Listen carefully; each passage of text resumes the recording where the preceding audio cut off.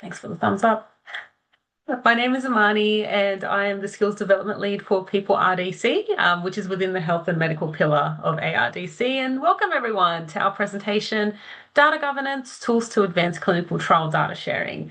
And today we are officially launching and showcasing the tools we've developed to help navigate the complex secondary research landscape. And today our panel will walk through the path that led to the development of the tools by highlighting why good governance matters, and we'll explore how these resources can help you better understand governance requirements. But first, I would like to begin by acknowledging the traditional owners on the land on which we meet today. So in my case, I'm on Wurundjeri country in Naarm, and we are all located nationwide from Nipaluna in Hobart to Gadigal in Sydney and many other locations. And we respect to elders past, present and future. Next slide, please. So now on to some housekeeping. Just keep in mind that this session is being recorded and will later be uploaded onto YouTube. Any questions that you have can be asked by posting on the Zoom Q&A function below. And we also have the chat open too, so feel free to share your thoughts with us throughout the session. We will try and monitor them throughout the session. And also keep note that you're also muted, but if you wish to talk, you can request to be unmuted. And also don't be shy to use those Zoom reactions. I've already seen some of you use them before, but yeah, feel free to use those. Next slide. So now onto our code of conduct. We do have an expectation for upholding a safe and respectful environment, and we'll pop a link. So Ellen will pop a link into the chat. Yep, I can see she's already done that. But if you have any concerns, please let us know. Next slide. Thank you. So today our panel members will be walking us through the path that led to the development of these tools and sharing their expertise within this space, which will again be followed by an open Q&A session. And today we're very lucky to have Dr. Marina Skiba, Dr. Lisa Eckstein and Dr. Martijn Oostendorp. Yep, and so the agenda for today's webinar is to introduce, next slide. Yep, so the agenda for today's webinar is to introduce the objectives of the Clinical Trial Data Governance Framework, which is designed to support responsible, transparent and effective sharing of clinical research data across Australia. So our panel today will touch on what data governance decisions look like in practice and why they matter, particularly for research participants, consumers and maintaining public trust in the medical research. Finally, they'll highlight the key resources from the toolkit and show how they can be applied in real-world settings to enable ethical, compliant, and efficient secondary use of clinical trial data. Next. Okay, so first up, we have Marina Skiba, who is the Clinical Trials and Governance Manager at Monash University Clinical Trial Centre. So she has more than 30 years experience in clinical research with expertise in protocol development, ethics submission, data management and project coordination, and her work spans across a broad spectrum of research types from early and late phase interventional trials and mechanistic research and to community-based and observational studies. So Marina today will discuss the value of clinical research secondary data and the considerations of good data governance. So, yep, take it away, Marina. Thank you very much, Amani, and welcome everybody. So I'm assuming that the majority of people who are on this call are already involved in clinical research. So what I'm about to say to you probably isn't going to be news, but the work that we do enables us to create extremely rich, in-depth, diverse data sets. And in order to do that, we involve research participants, and those participants face risks. Although we do everything that we can to make the clinical research that we do as safe as possible, we're asking research questions where we don't actually know the answers. If we had the answers, it would be unethical to be asking or conducting that research in the first place. And different participants will face different degrees of risk, but it is something that we need to be aware of and acknowledge. In addition to that, a lot of the research that we're involved in involves public funds, and we have an obligation to ensure that we make the most of that funding and get the most out of the research that we have done with that public funding. In addition to that, we work hard. It's hard work conducting research. There's a lot of time and effort that goes into collecting the data, to scheduling participant visits, to meeting with participants, collecting blood pressures, collecting blood samples, entering data and cleaning data. So there's a large degree of work that goes into creating these great data sets that we have at the end of the clinical research that we conduct.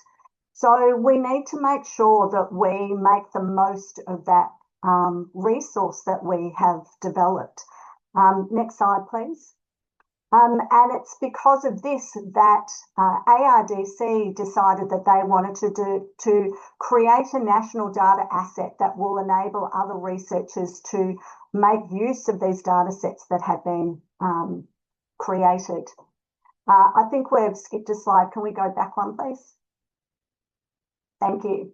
So the HASANDA project was developed by ARDC, and its focus was creating, as I said, a national data asset, and it's out of this that we have health data as the Health Data Australia catalogue.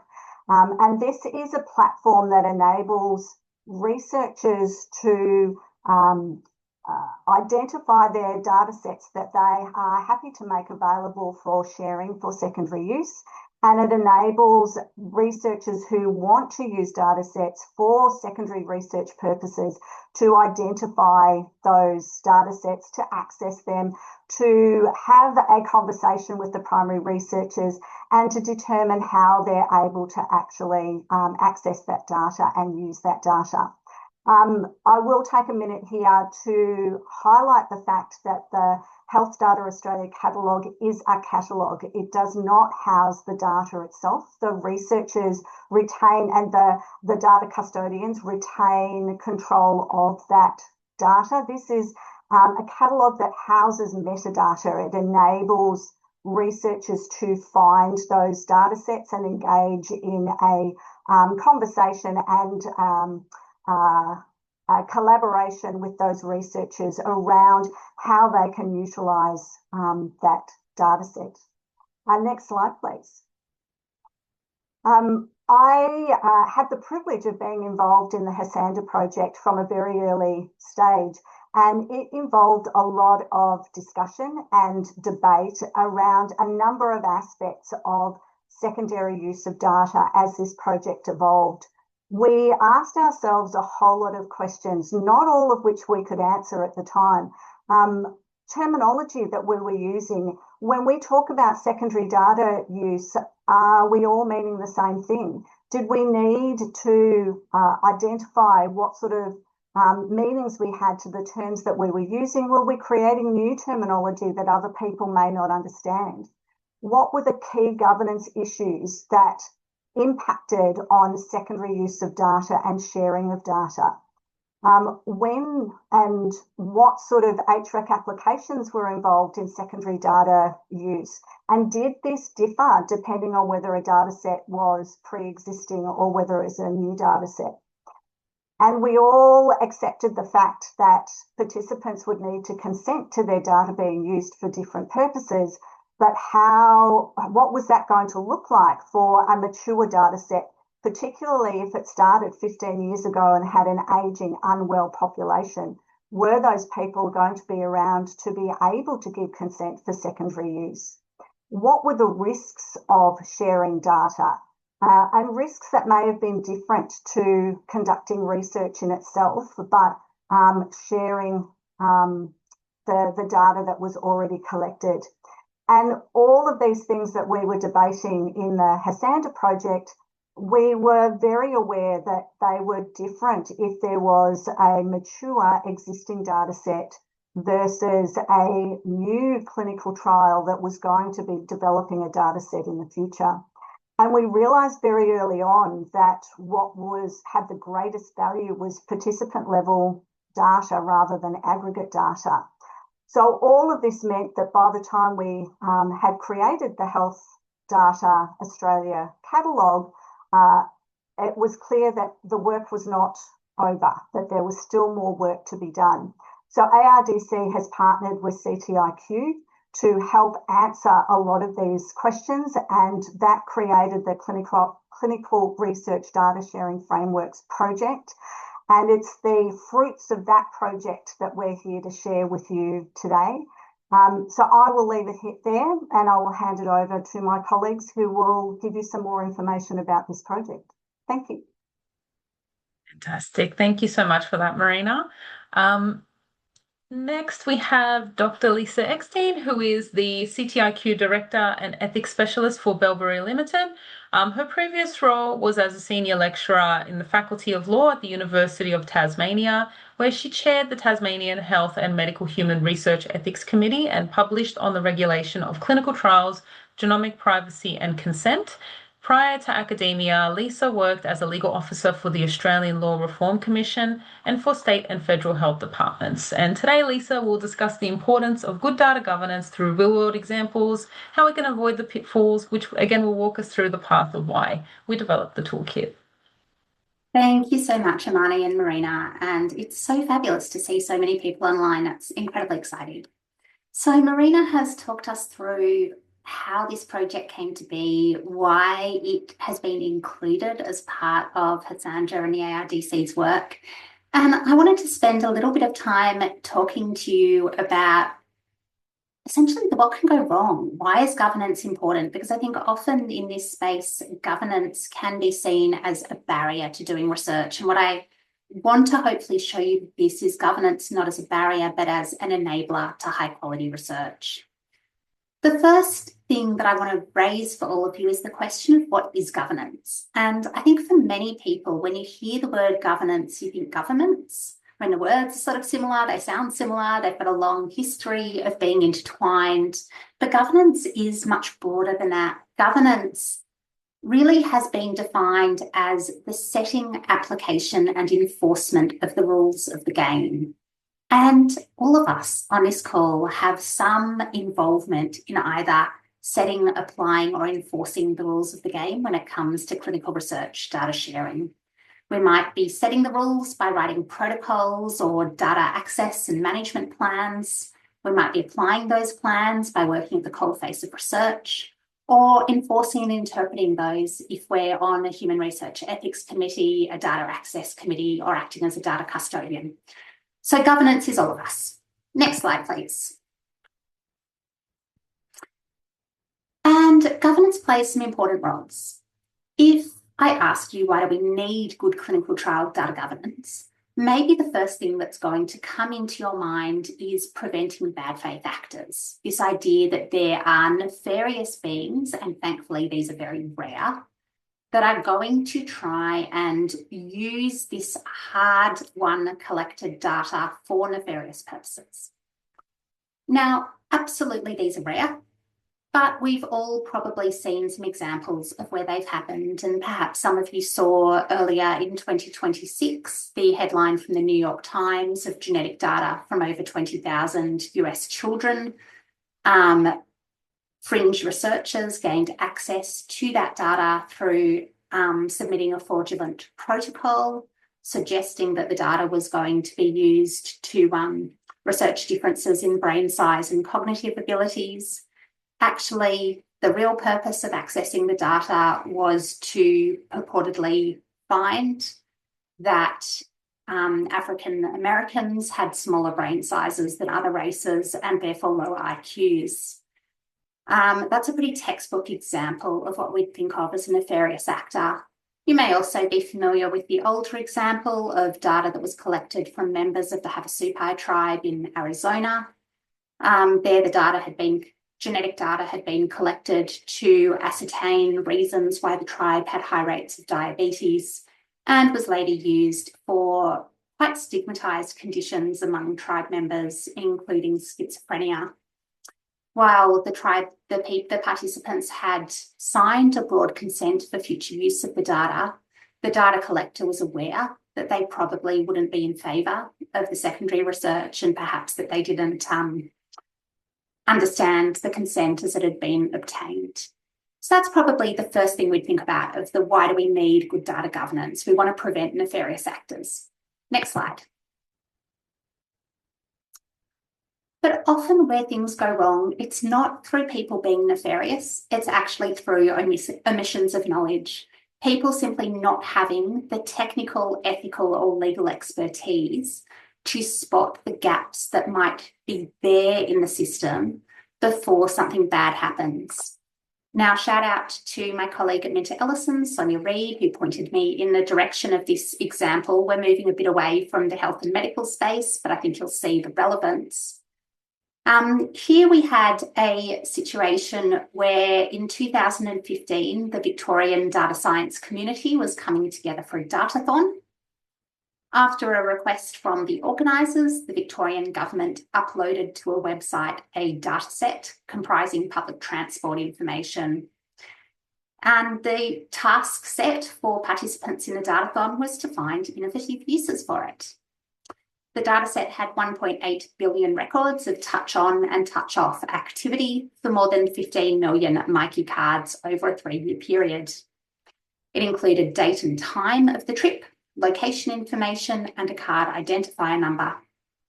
Now, even though all of this data was, and I use quote marks, de-identified, actually when people started downloading it, it became apparent that academics were able to identify themselves and people known to them. If you knew some of the trips that people had taken, you were then able to find all of their trips, which had some really obvious implications, particularly safety implications for people that might be experiencing family violence or the like.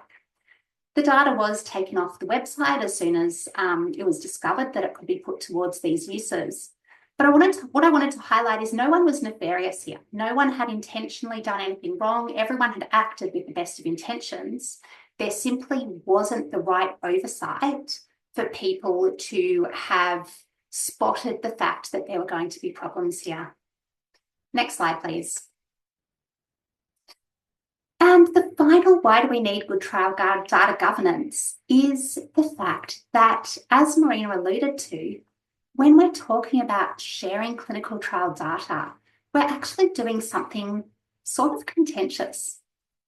In some ways, what we're doing is we're balancing two different public interests, the public interest in protecting participant privacy and the public interest in promoting high-quality medical research.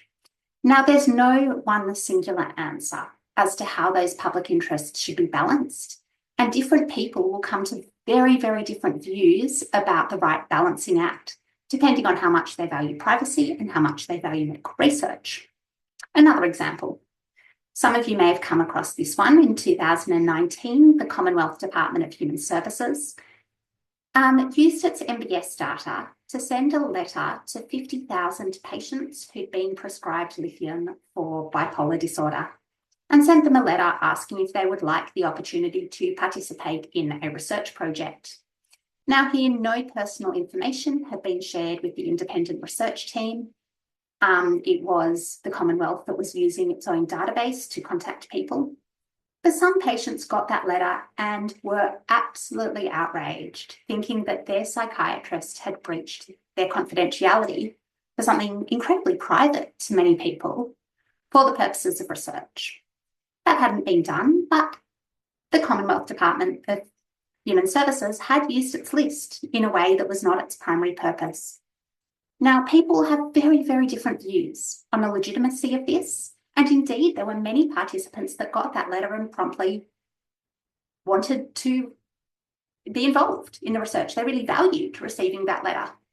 Now, what governance can do is ensure that when these kinds of challenging situations arise where different people will weigh different public interests in very, very different ways, that there is a trustworthy system behind it, that there's something people can look to and say, well, I may not agree with the outcome, but I can see that the process was fair. I can see that there was an HREC that reviewed this, that included consumers.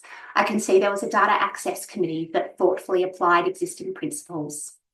So even when everyone has done everything right, governance can still provide that safety net of ensuring that the system is and is perceived as being trustworthy. And with that, I'm going to pass over to my colleague Martina, who's going to talk to all of us about what was developed in this project. Fantastic. Thanks for that, Lisa. So Finally, we do have Martine, who is the Associate Director of Trial Operations at the NHMRC Clinical Trials Centre at the University of Sydney, where he leads a high-performing team of around 130 professionals who manage, coordinate, and support national and international clinical trials across a wide range of therapeutic areas. So Martine brings over 20 years' experience in clinical trial operations and has a particular passion for clinical data management. And now Martine will showcase the resources within the Data Governance Framework Toolkit and how they can be practically applied. Yeah, thanks very much, Amani, and thanks all for joining. Great to see these numbers with interest in clinical trial data sharing. We already heard Marina and Lisa talk about the importance of clinical trial data sharing to really advance our understanding of medical science, as well as the need for good and robust governance to ensure we meet regulatory and ethical compliance. This is difficult. The ethical regulatory considerations around clinical trial data sharing, the privacy considerations, the ethical considerations, the benefits, you need understanding of these principles that are quite spread across various legislative instruments and guidelines.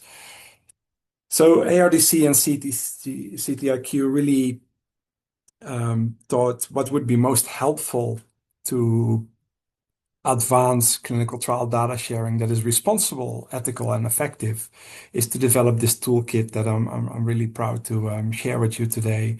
A lot of hard work and thought from a vast amount of stakeholders across the clinical trial sector are involved in the development.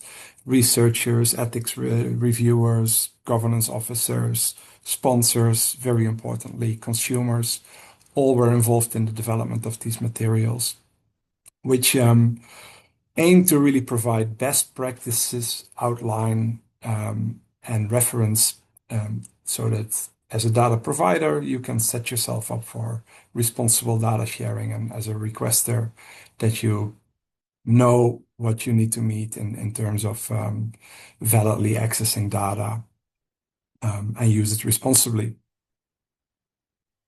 So, as an outline here are the four elements that the toolkit that has been developed through this project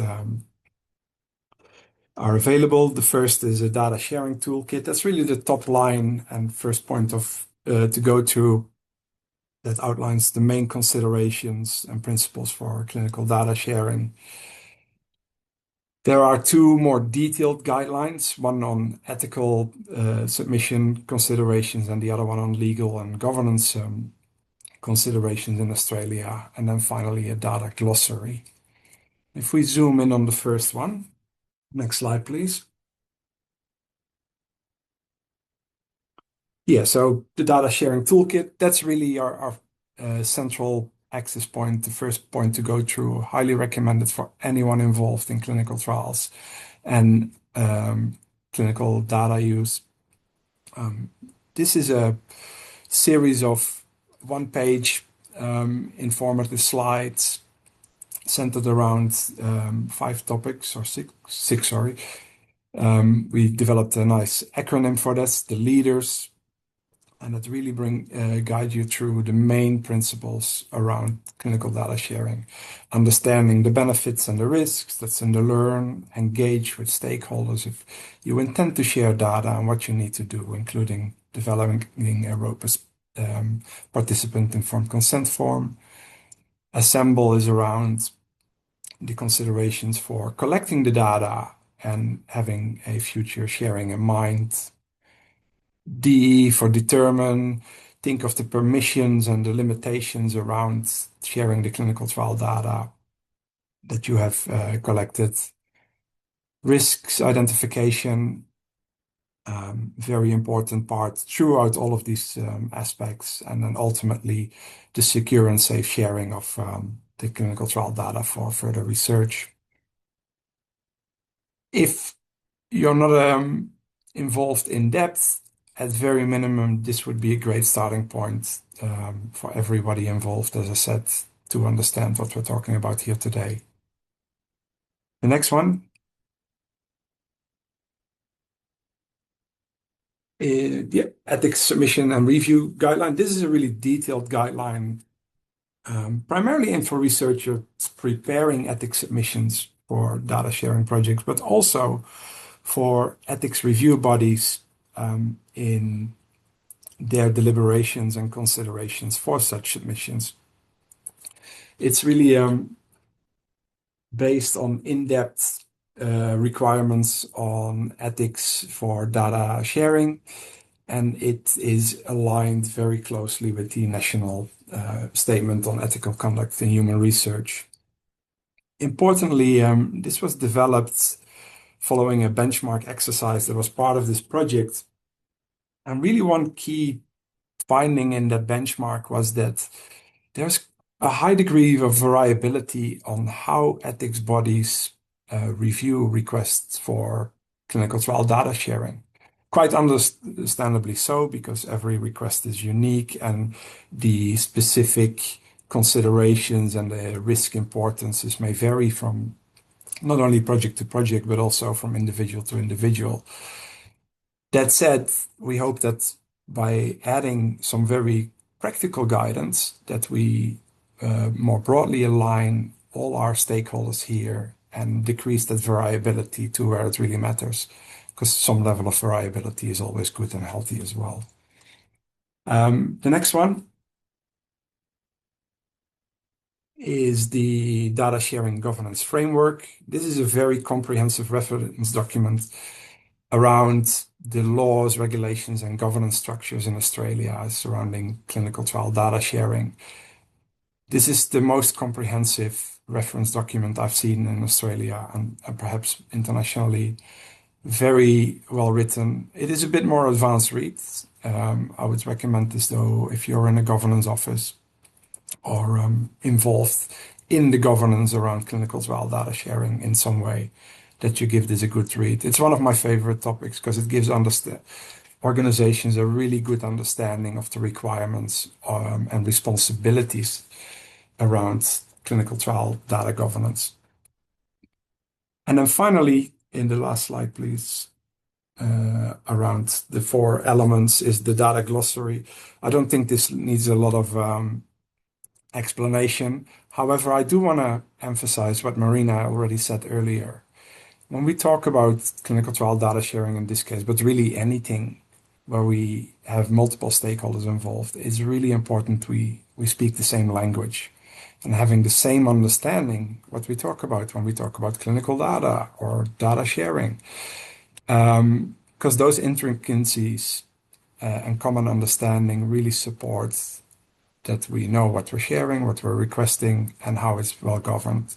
So do also keep that in mind. These are specifically the terminology used for ARDC and CTIQ in the other documents. So all up, next slide, please. This is, I think, a very comprehensive, practical toolkit that can help everybody involved around clinical trial data governance for purpose of sharing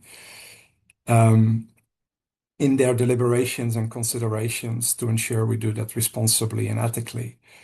But if you take away only 2 points from either the webinar today or the toolkit and the reference documents, is these things. Organizations should have a very robust governance framework in place, and the toolkit provides a nice starting point from that, though acknowledging that you will also need to make this specific to your organization and specific context. And secondly, you need to have a very robust risk management framework in place as well. And if you're not sure how to go about that, I would like to refer you to the 5 SAFE principles. They're on the screen here on the left. That, in the context of data sharing, is a really robust set of principles that can guide you through identifying and mitigating any such risks. And finally, one more thing, just to think about setting up for success, and this is woven through the whole framework. as a data provider, really ensure that whenever you design a clinical trial, already think about potential future sharing of the output, the clinical trial data set in mind. Think about the requirements and under what circumstances and for what purposes you would want to enable those data to be shared. What are any limitations? And importantly, ensure all those requirements, limitations, and options are outlined clearly in a participant informed consent form. Ultimately, it's the participant that willingly provides their health and data for the purpose of research. And of course, they should determine what is appropriate for future use. On the other end, the recipient side, whenever you want access to clinical trial data, and Hasanda now provides a fantastic catalogue as a starting point, be clear to the data providers what your request is. What data do you really need to advance your research? If there is an in-principle agreement that you get access to data, respect the data privacy, respect the intellectual property, many years of hard work went into generating that data set. So use it within the bounds that you agreed on the scope. If that scope changes, go through the process of governance again. Explain to the provider what you want to do additionally so they can ascertain that is still within the bounds of the consent and other considerations required. At both ends, there is a need for a good data management plan. Use those 5 safe principles in the development of that and enter into clear data sharing agreements so that also from a legal framework, you are both well covered in your answer. And I think if you follow these principles and certainly the items in the data sharing toolkit, you are well set up for responsible and effective data sharing. Thank you all. Fantastic. Thank you so much for that, Martijn. That was a great overview of what we've done developing the resource toolkit. Thanks for that. So now we have approximately 25 minutes for questions. And I just wanted to preface this by saying that we received many questions from all you attendees, which is fantastic. And a lot of these questions were really great food for thought. Thank you so much for those.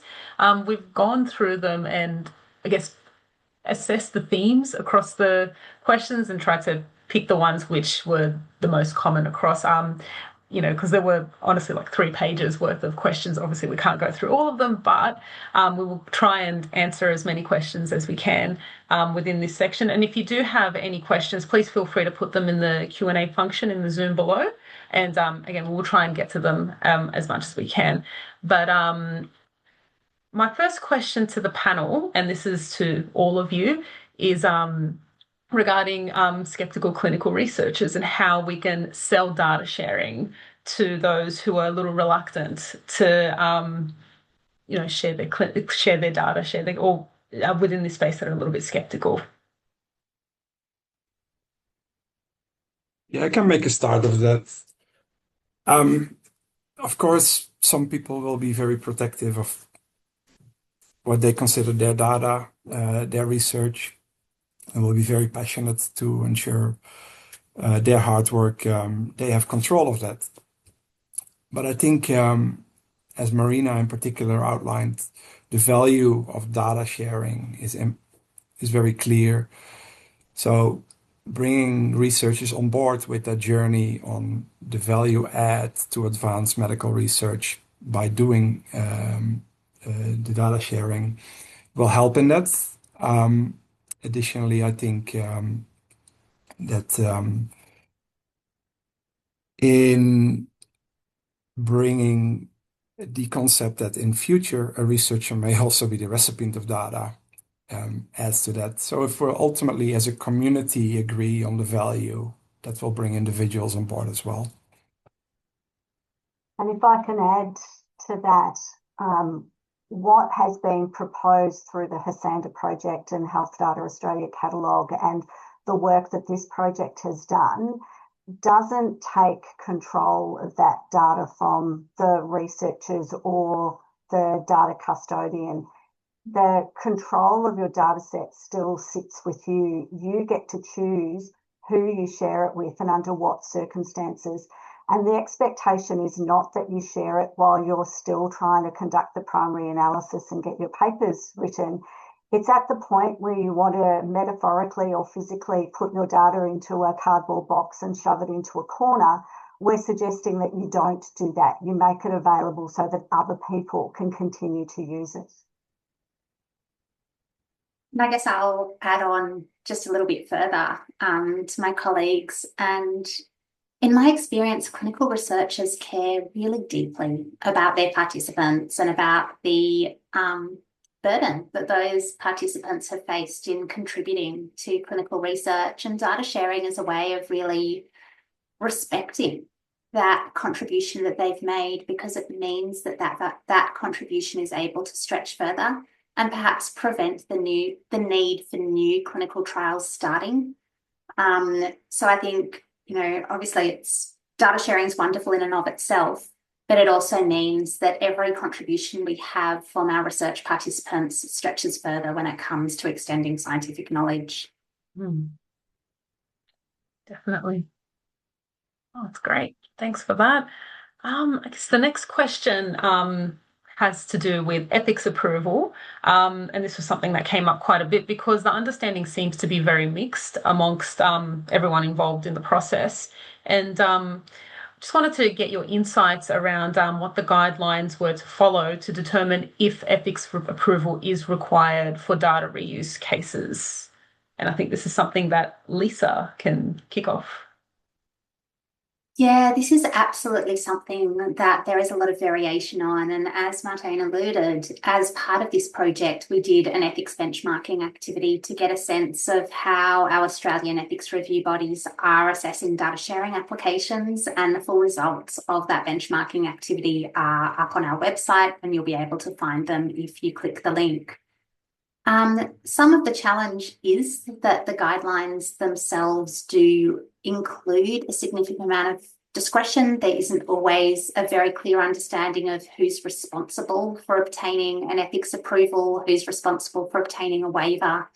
And that's one of the reasons that we included a flowchart in our toolkit to help walk applicants and ethics review bodies through the process of who's responsible for obtaining those ethical approvals, in what circumstances, and the circumstances in which it might be appropriate to have review by a low-risk review body rather than a full human research ethics committees, and indeed the circumstances in which it might be appropriate to have an exemption from ethics review. So that's all outlined in the toolkit and the ethics submission and review guide. Yes. And that's why it was developed. Fantastic. Thanks for that, Lisa. We are getting some questions through in the Q&A function and through the chat, which is great, because a lot of these questions are questions that were within the questions that we received upon registration as well. And there was one specifically for Martin, which we were discussing earlier, about insights into sharing data sets with international partners. Yeah, that is a good question and important consideration. So ultimately, I think when it comes to data governance and the framework set out in this toolkit, it doesn't really matter whether it's a local or international request, or whether the data arises internationally to a local requester or vice versa. Governance principles remain the same. And largely regulations and ethics considerations at principle level are harmonized around the world. Now, that said, when you deal with European data sets, GDPR comes into effect. International law may have different specifics when it comes to privacy, when it comes to sharing requirements of personal information. So as you go through the request, the appropriateness of sharing the data or receiving specific data, and the requirements, you will need to factor that in. And that should be really part of your, let's say, your organizational checklist when making the considerations for this.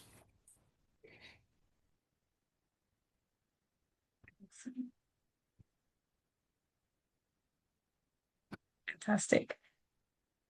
Also, just looking at the questions that we have coming in and the questions that we had previously, guess what I'm interested in as well is the other side of the coin. So we've been talking a lot about the researchers and the clinical research side of things. And what I just wanted to shift focus slightly on the consumers and the patients.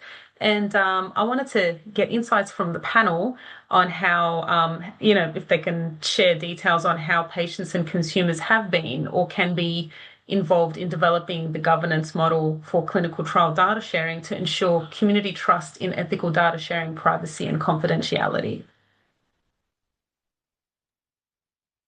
I'm happy to start, and I'm sure that Marina and Martine have additions, and I know both of them work at institutions that have thought deeply about consumer engagement. So yes, involving relevant consumer groups and potential participants is absolutely crucial for trustworthy data sharing, and it's part of our leaders acronym. The E there is for engagement, particularly with consumers. Some of that will be when you develop an original participant information and consent form for participating in clinical research, making sure that you're giving people the right information and the right granularity of choices for how that information is going to be used, and then following up on it, making sure that you're actually satisfying what you've told people. Some of it is going to be making sure that there's really good consumer representation on both human research ethics committees, which is required under the national statement, but also ethics review bodies that can review those lower risk applications to make sure that where there are any concerns about how this is going to be used, that those are accommodated. We also heard in consultations that often consumers were really excited about data sharing opportunities. And researchers we spoke to, when we asked what goes well for you in data sharing governance, a lot of them said when things go well, it's usually because we've spoken to consumers early. And when we apply to our ethics review body, we tell them that we've spoken to consumers and we show them this evidence from our consumers to show that they're supportive of the data sharing arrangements that we've come to. And so that shows, governance can work hand in hand, and those perspectives can really feed through all of the governance processes. But I know Marina and Martine will add to that in terms of the consumer engagement that is routine at their institutions. Thanks, Lisa. I will point out also that this particular project had a consumer as part of the steering committee as well. So these resources were developed not only by researchers, but also with a consumer lens. And yes, I echo what Lisa said. There is a great need to include people with lived experience in all of the research that we're doing. And like many other organisations and institutions, our school has put together a consumer group so that we are providing researchers with that expertise if they choose to take advantage of it in helping guide their research as they develop it. Yeah, I think Lisa and Marina outlined that really well. Not much else to add other than it's really value add having consumers in the design of your clinical trial. And certainly when you think of this future data sharing in mind, considerations on how specific do we need to be in the participant consent form? What would the reasonable person with the lived experience feel is reasonable? And how does that reflect in their language, what you agree to? This all helps in your governance consideration. So if anything else, consumers contribute to fantastic design of the science as well, but having that conversation to understand that what you intend to agree on is actually reflective of what consumers think of is key. And having consumer panels or consumer representatives in your trial steering committee will help. We do that commonly. And as an institution, have a consumer advisory panel or similar will really help you with that piece. I'd just jump in and say I've just put in the webinar chat a link to our informed PICF, which was the first collaboration between CTIQ and the ARDC, whereas a component of that template, we developed a national data sharing statement that includes what a group of experts, including from both CTIQ and the ARDC, as well as consumers, believed was important to include in a clinical research PICF. I would just note that that template has now been endorsed by all the states and territories and the NHMRC for use in Australian health and medical research. So if you are wondering what to put in your clinical trial PICF, that might provide a good starting point. Fantastic. Awesome. Thank you so much for that. There has been a question that came through chat, which has to do with managing the burden of reviewing and managing requests for access to data.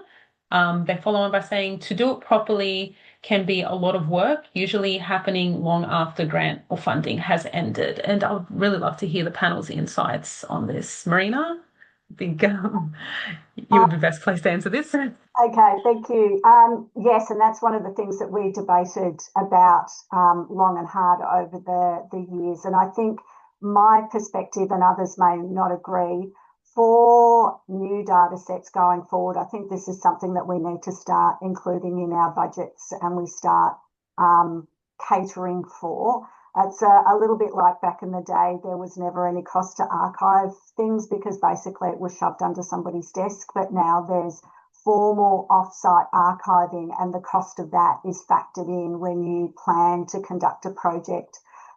We are having a shift, a paradigm change, if you like, that data needs to be shared and it needs to be well utilised, and we need to start building into our budgets and planning for the infrastructure to do that and the manpower to do that going forward.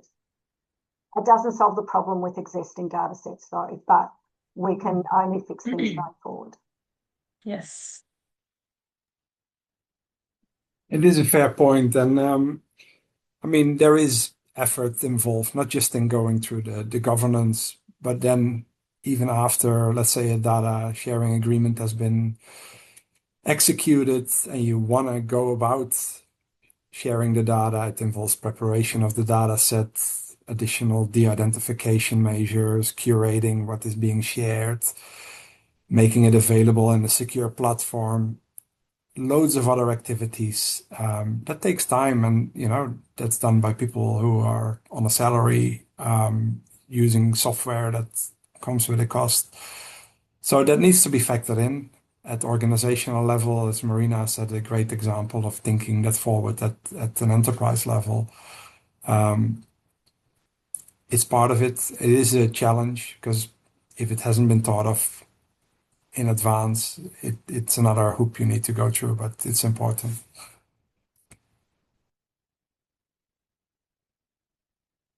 I think we've got time for 2 more questions. Just looking through the chat. There is one which has come through as well quite a bit in our attendees' questions about data sovereignty and how does data sovereignty fit within data sharing, or has it been considered? So this is incredibly important, and I think the biggest thing is, again, this is going to be engagement with your participant groups. Particularly if you are collecting data that is going to have Aboriginal or Torres Strait identity as one of your data items, or if you are collecting data that is targeting or highly going to, because of the condition or the location of the study, have high numbers of Aboriginal people, you need to be engaging with those people and communities about how they want their data and samples to be treated to ensure that you are providing a system that is as trustworthy as possible. The other really important thing here is to make sure that the reviewing ethics review body is going to be familiar with the principles of data sovereignty and applying it properly. And that's the reason why in many of these instances, it is going to be required, and it's often going to be preferred, even though it's not required, that a specialist Aboriginal Human Research Ethics Committee review those requests for secondary use of the data to ensure that it complies with expectations of community. So I think this is one where it's just essential to be listening to the people whose data is being used to make sure that they are the ones that are making the decisions about what research it's being shared for, how those results are going to be reported, and how they're going to be shared back with the communities from which the data were taken.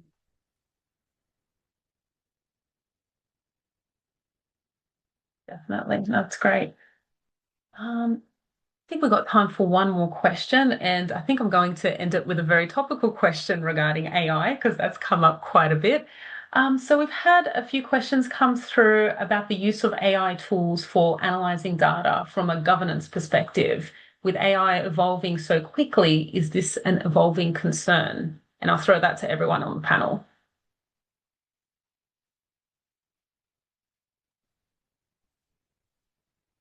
So is it a concern? It can be. It can also be exciting because AI obviously unlocks a lot of research potential as well. But when it comes to governance, I think one area that is really important to understand is that with AI, it potentially becomes easier for data sets to be re-identified, that a single human being would not be able to do as easily as an AI with access to potentially a vast amount of information. So in terms of governance, it's then really important that when you consider sharing a data set, that you add additional protections that minimize the ability to re-identify data. That's just one, I think, big topic in the term of using AI. But ultimately, the governance doesn't change with technology changing. It is more what considerations and specific mitigations you put in place with any risk that come with this fastly evolving technology. Yeah, can I just support everything that Martin said and also just note that I think for too long it's been a perhaps lazy option to use the de-identify or nothing paradigm when it comes to privacy, this idea that if you take direct identifiers off data, you don't need to sort of worry about the other governance stuff. Now, that distinction's been collapsing anyway, particularly as Marina noted, now that we know the immense value of using participant level data and the relatively few numbers of, that you actually need to do those links. But AI forces that hand further. And we saw a really interesting judgment from the Australian Information Commissioner last year on the Harrison AI instance of data sharing with AI that noted that, yes, the data could potentially be identifiable, but because of the really sound data governance practices that were in place, including NDAs and access control and visitation rights and the like, it actually meant that the Information Commissioner determined that the data shouldn't be considered reasonably identifiable because of those high levels of data governance controls. So yeah, everything that Martin said and more. And can I just add one small component to that? A lot of institutions have an enterprise agreement when it comes to the AI software that they make available to their staff.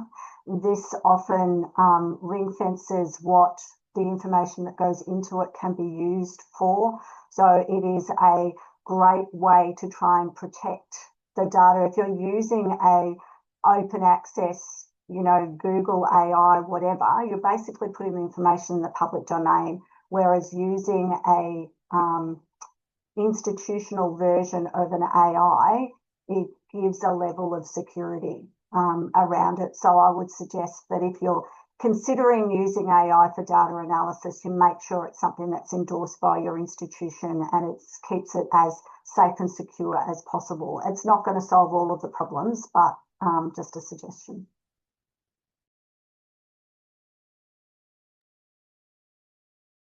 That is a great note to end on. Thank you all panelists for sharing your expertise. We really, really appreciate it today. And just looking in the chat, there are so many people that are sharing the resources that they've been using for various things, and it's just been fantastic. So I'm going to download those links in the chat and put them in a resource document that we can all share as well, because these are fantastic resources. Thank you, everyone.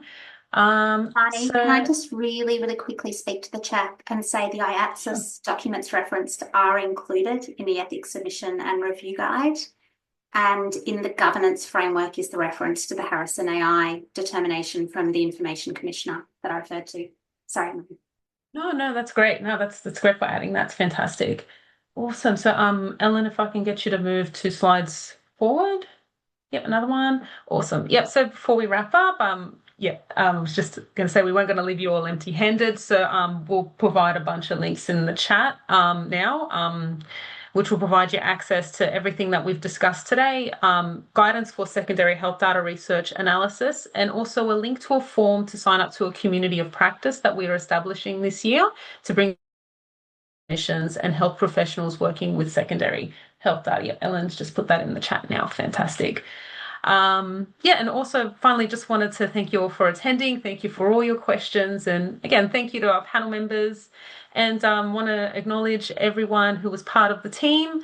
And we really appreciate you giving your time to share your expertise. And we all hope that you enjoyed this session and hope you all have a fantastic day. If you have any questions, please feel free to contact us at contact@ardc.edu.au. And we will be in contact with everyone soon, everyone who was on the registration list, with more resources and everything that we've shared here today. So thank you all.